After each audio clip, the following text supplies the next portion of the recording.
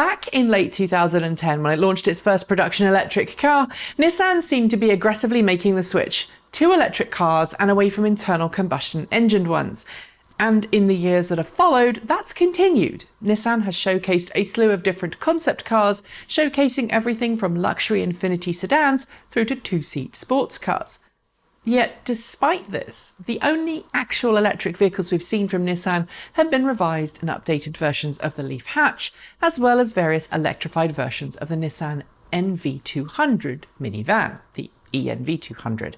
Oh, and of course, there's been the rebadged Renault Twizy as found in certain mobility projects around the world, but it doesn't count because it's a rebadged Renault Twizy.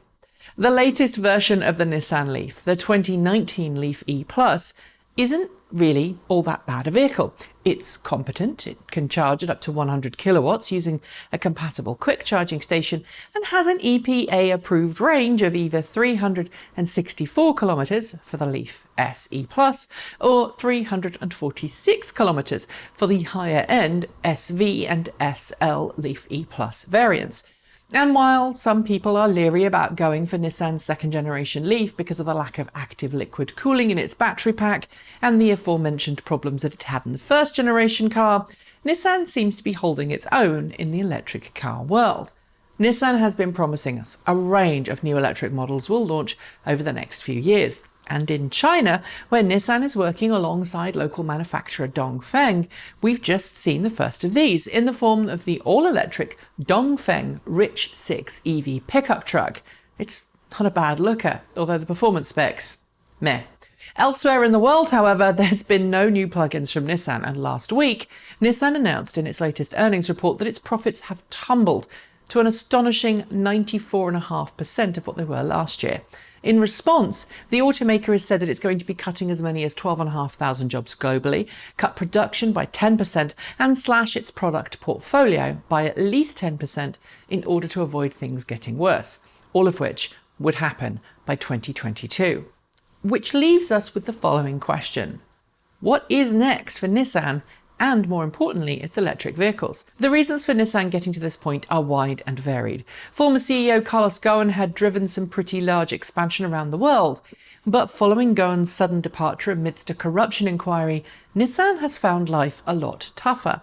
Its alliance partner Renault, the two companies are mutual shareholders in one another, has been distancing itself from Nissan as much as possible of late, and Nissan has been struggling to sell its cars in North America, partly because of the vehicles it offers. You see, while other automakers are ditching hatchbacks and sedans in North America, Nissan has continued to offer them, offering them at heavy discounts to large rental companies and other large fleet operators to encourage sales.